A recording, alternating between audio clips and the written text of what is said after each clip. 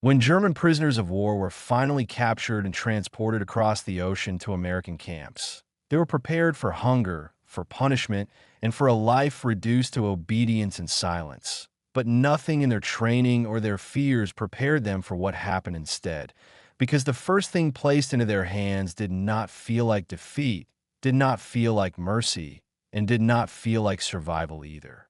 It was money, real money, given calmly and without explanation, as if this were normal.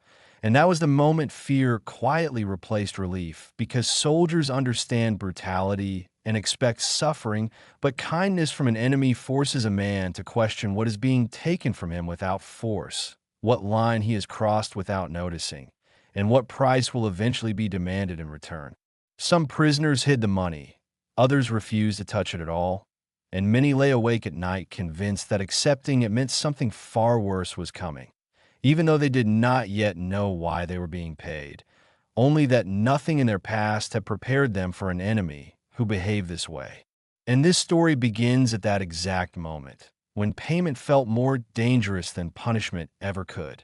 The moment of surrender did not bring relief to the German prisoners, because relief had never been part of what they expected captivity to contain. And as they were searched, counted, and moved away from the front lines, most of them were already bracing themselves for hunger, punishment, and a slow erosion of dignity that they believed would define the rest of the war. They were transported through unfamiliar routes, guarded by soldiers who spoke little and showed no visible anger. And this absence of hostility felt wrong from the beginning, because captivity, as they had been taught, was supposed to be loud, humiliating, and unmistakably violent. When they crossed the ocean and arrived in America, the camps did not resemble the chaotic images they had carried in their minds, because instead of confusion and cruelty, there was order, routine, and a structure that functioned quietly, almost mechanically, which immediately raised suspicion rather than comfort. Barbed wire and watchtowers surrounded the camps, but inside them the environment felt controlled rather than hostile, with barracks arranged neatly, guards following procedures without shouting, and daily routines enforced without threats, creating an atmosphere that felt unsettling precisely because it lacked obvious danger. The prisoners were issued uniforms that fit, blankets that were clean, and beds that were raised off the ground, details that should have eased their fear, yet instead caused many of them to lie awake at night, waiting for the punishment that never came, because kindness without explanation never felt safe. Meals arrived at regular hours, not excessive, not symbolic, but sufficient, served without ceremony and without mockery. And although hunger had been expected, predictability had not, because predictability gave the prisoners time to think, and thinking led inevitably to doubt. They watched the guards closely, studying their expressions, their movements, and their tone, searching for signs of hidden intentions. But what they found instead was indifference, not hatred, not sympathy, an indifference that felt more disturbing than open hostility ever could. Each day followed the same rhythm: roll calls, meals, assigned tasks for some, and long stretches of waiting for others. And during those quiet hours, conversations remained cautious because no one wanted to say aloud what everyone was thinking, that this calm felt temporary, and that something unseen must be coming. Rumors spread slowly, whispered between bunks and along fence lines. Fragments of information about work opportunities, letters being allowed, and conditions that did not match anything they had been warned about. And each rumor increased the tension rather than reducing it, because the more normal the camp appeared, the less anyone understood its purpose. The prisoners had been trained to endure hardship, to survive brutality, and to resist humiliation, but they had never been trained to interpret restraint, organization, or a system that operated without visible cruelty. And this unfamiliar environment forced them to confront a question they could not answer, which was what kind of captivity did not rely on fear alone. As the first days passed without escalation, without punishment, and without the violence they had been conditioned to expect, A new realization began to take shape quietly among them, that survival in this place would not be determined by strength or endurance, but by understanding a system that made no emotional sense.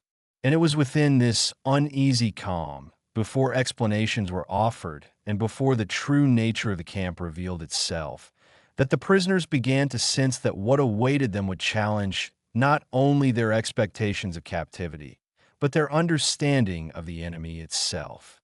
Work had always carried a clear meaning in the minds of the German prisoners, because in war it was inseparable from punishment, exhaustion, and control.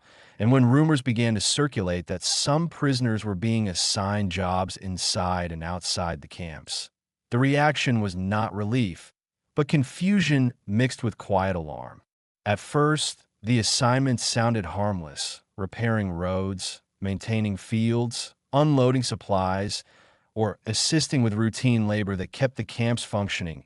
Yet the absence of coercion immediately raised suspicion, because work offered without violence felt like an offer that concealed something else. Those selected were not forced from the barracks at gunpoint, nor were they threatened with consequences if they refused. And this choice, small as it seemed, unsettled many prisoners more than compulsion ever would have, because choice implied responsibility, and responsibility implied consequence. The guards explained little, offering instructions without ideology and rules without commentary. And as groups of prisoners were escorted to their tasks, they scanned their surroundings carefully, expecting humiliation or deliberate cruelty. But what they encountered instead was routine, measured oversight, and an expectation of cooperation rather than submission. Hours passed without incident, without shouted orders, and without the violence that had been anticipated. And this absence of conflict created an internal tension that no one could resolve, because nothing felt earned, and nothing felt temporary either.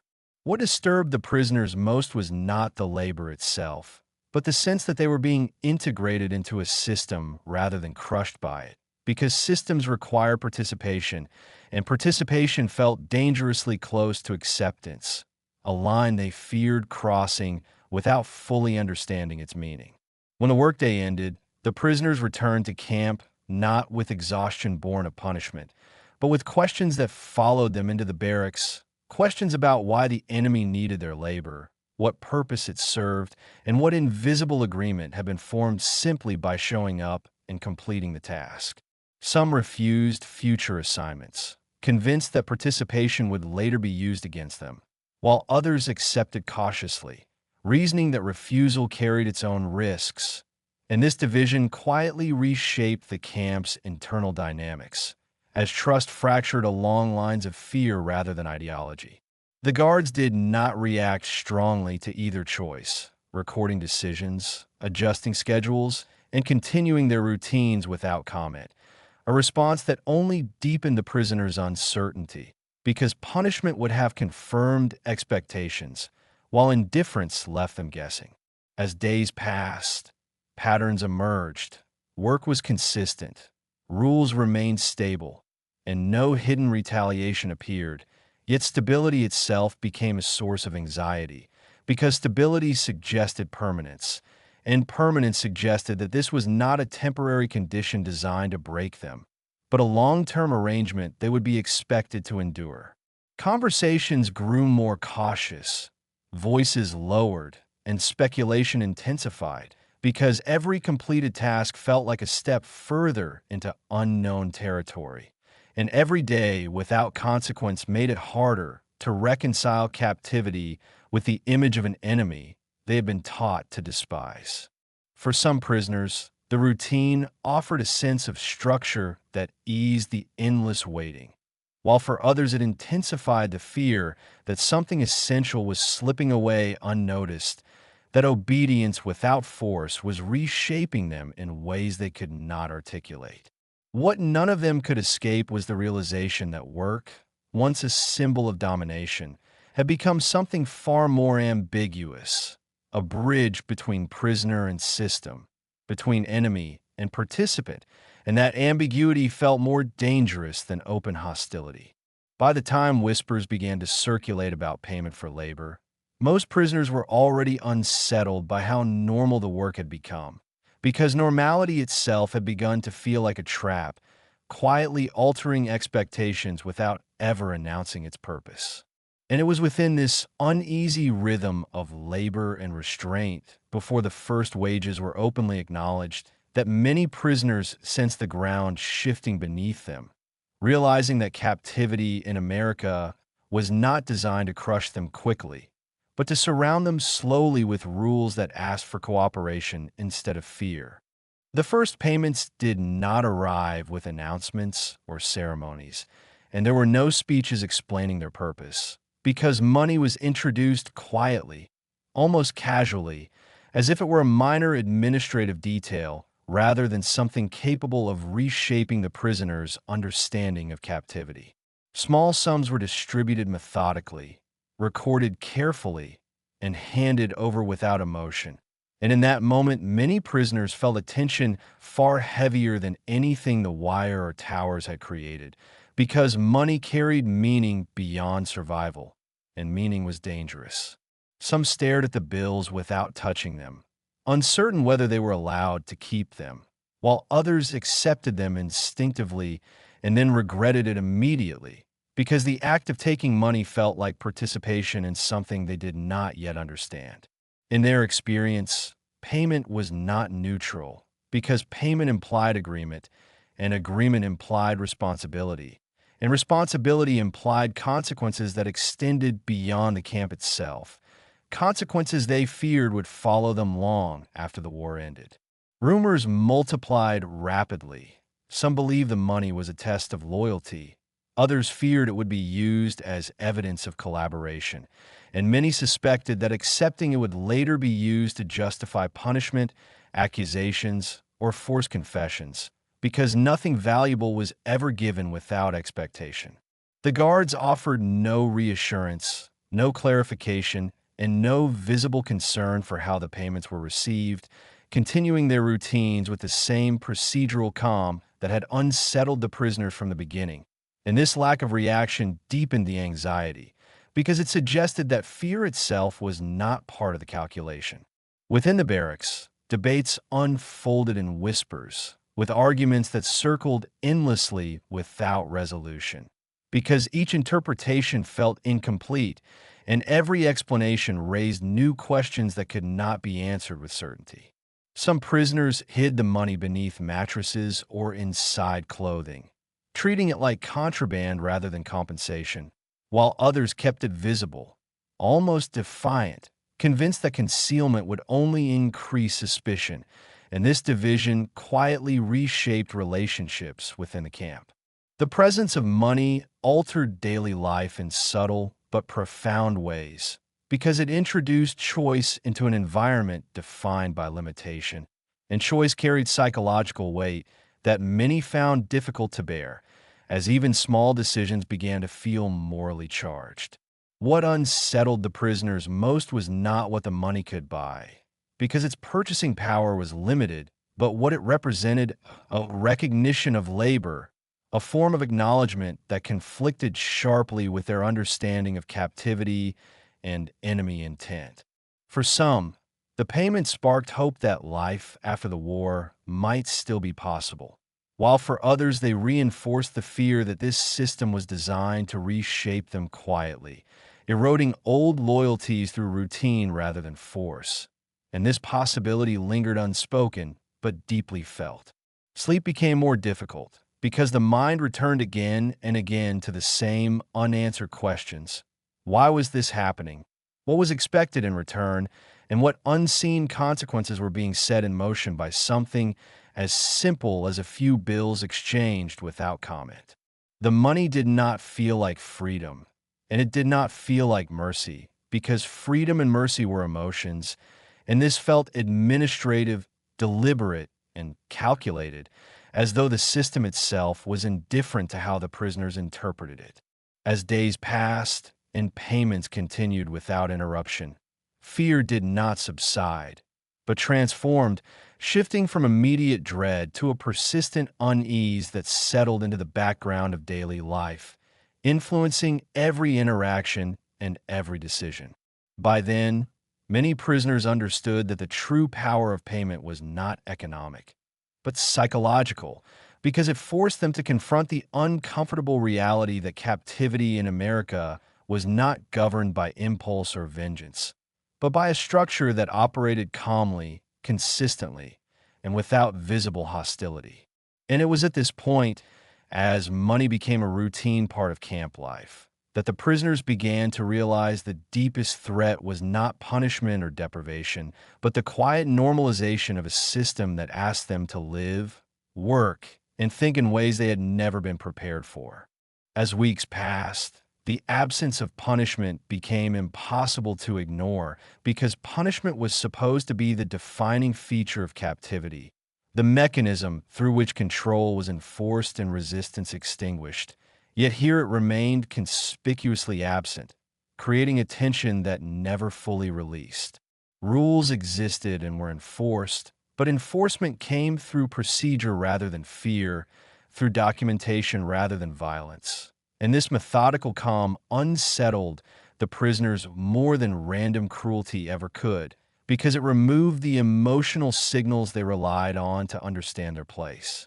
Infractions were recorded, privileges adjusted, routines modified, but rarely was anger displayed, and almost never was force applied, which led many prisoners to conclude that they were not being broken, but managed, and management felt far more enduring than intimidation. The guards did not mock them, did not provoke them, and did not demand gratitude, maintaining a distance that was neither hostile nor friendly.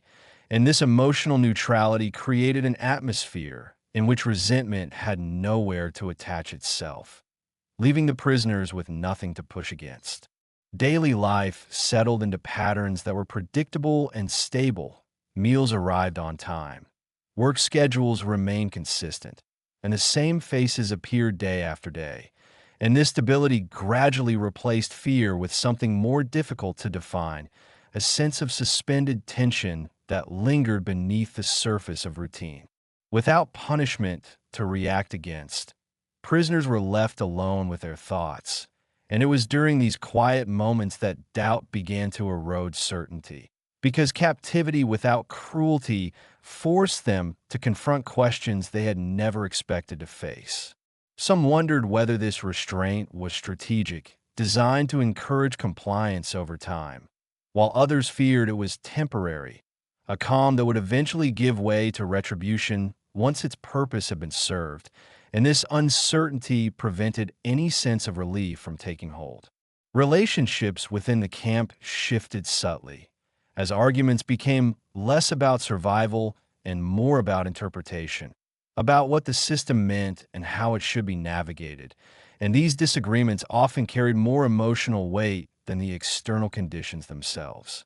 The absence of punishment also altered how the prisoners viewed themselves, because endurance had long been tied to suffering, and without suffering to endure, identity felt unstable, forcing many to redefine what resistance and dignity even meant under these circumstances.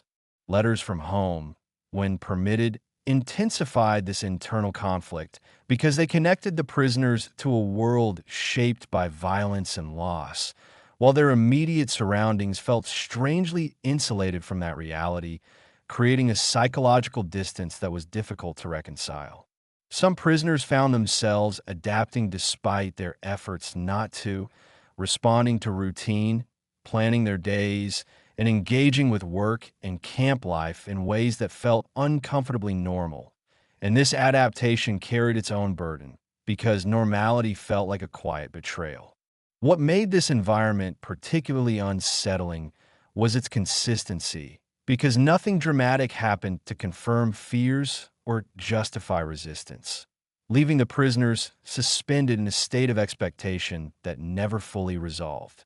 Even discipline, when applied, followed predictable rules, and this predictability undermined the idea that the enemy was arbitrary or irrational, challenging long-held beliefs about how power operated and how it should be resisted. Over time, the prisoners began to realize that the lack of punishment was not accidental, but integral to the system itself, a system that relied on order, routine, and compliance rather than terror. And this realization forced them to reconsider everything they thought they understood about captivity. By living without punishment, they were being asked to live without a clear enemy to fight against. And this ambiguity proved more exhausting than fear ever had, because it offered no release and no clear path to defiance. And as this quiet, structured life continued without escalation, many prisoners came to understand that the most difficult part of their captivity was not what was done to them, but what was quietly expected of them: patience, participation, and the slow acceptance of a reality that resisted simple explanation. As the war moved toward its conclusion, news filtered into the camps gradually, carried by rumors, official notices, and fragments of radio broadcasts. And with it came a realization that unsettled many prisoners more than captivity itself, which was that the end they had imagined for so long no longer felt simple or reassuring. Victory or defeat had once seemed clear, defined by borders crossed and weapons silenced. Yet now the approaching end of the war introduced questions that no one felt prepared to answer, because captivity in America had altered expectations in ways the prisoners struggled to articulate.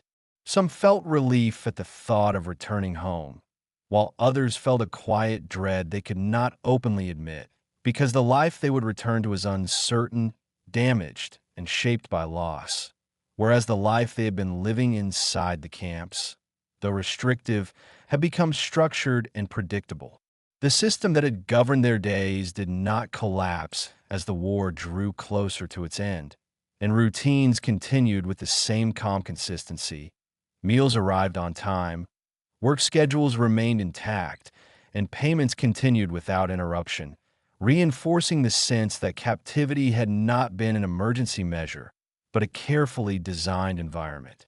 For many prisoners, the thought of leaving this system provoked unexpected anxiety, because it meant stepping back into a world defined by chaos, scarcity, and unresolved consequences, and this anxiety often surfaced quietly, disguised as impatience or restlessness rather than fear.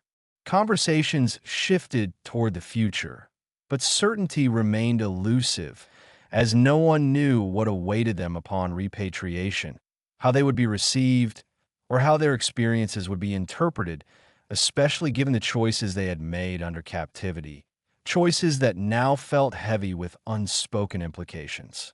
The money they had earned, small as it was, became symbolic rather than practical, representing time spent in a system that functioned differently than anything they had known. And for some, it served as a reminder that their captivity had not been defined solely by suffering, a realization that complicated how they viewed their own endurance. Guards began to speak more openly about timelines and procedures, offering information without emotion. And while this transparency should have brought comfort, it instead heightened unease, because clarity removed the last illusions of delay and forced the prisoners to confront what came next. As departure grew inevitable, the camps did not erupt in celebration or tension, but maintained their measured pace, as if the system itself was indifferent to its own conclusion. And this indifference reinforced the sense that captivity had been less about containment and more about process.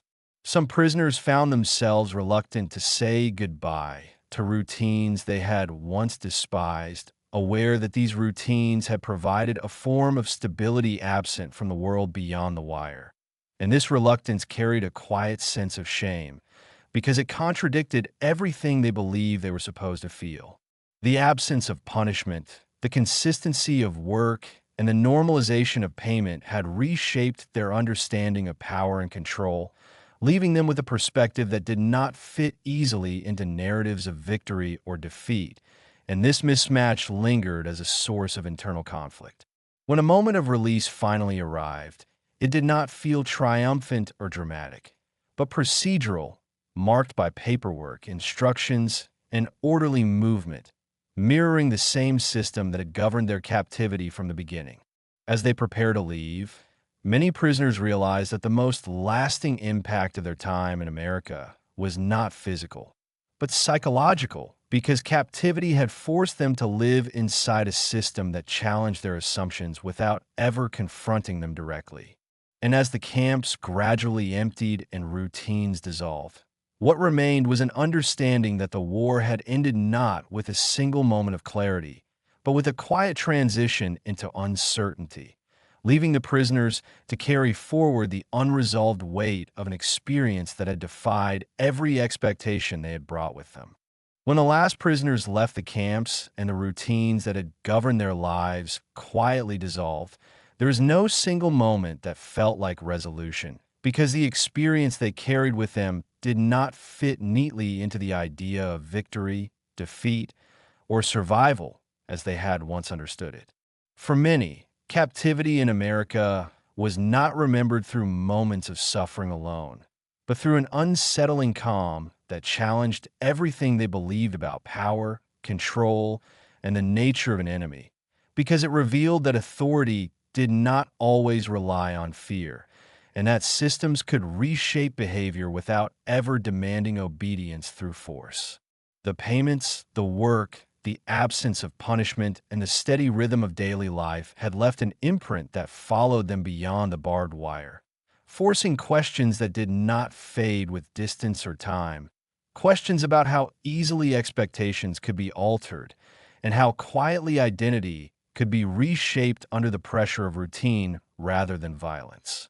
What made this experience difficult to explain was not what had been taken from them, but what had been given without explanation, because kindness offered by an enemy did not feel like mercy, but like a test with no clear answer, a test whose consequences extended far beyond the moment itself. Long after the war ended, many former prisoners would struggle to reconcile their memories with the stories told around them, because their captivity did not align with familiar narratives of brutality or heroism, leaving them suspended between gratitude, confusion, and unresolved doubt. In the end, the most lasting effect of their time in American camps was not physical hardship, but the quiet realization that control could exist without cruelty, and that this realization was more difficult to carry than fear ever had been. And it is within that unresolved space between expectation and reality that the true weight of captivity remained, long after the camps were gone and the war itself had faded into history. If you enjoyed this documentary and want to discover more untold stories from World War II, make sure to subscribe to WWII Chronicle Vault. Your support helps us bring history back to life, one forgotten story at a time.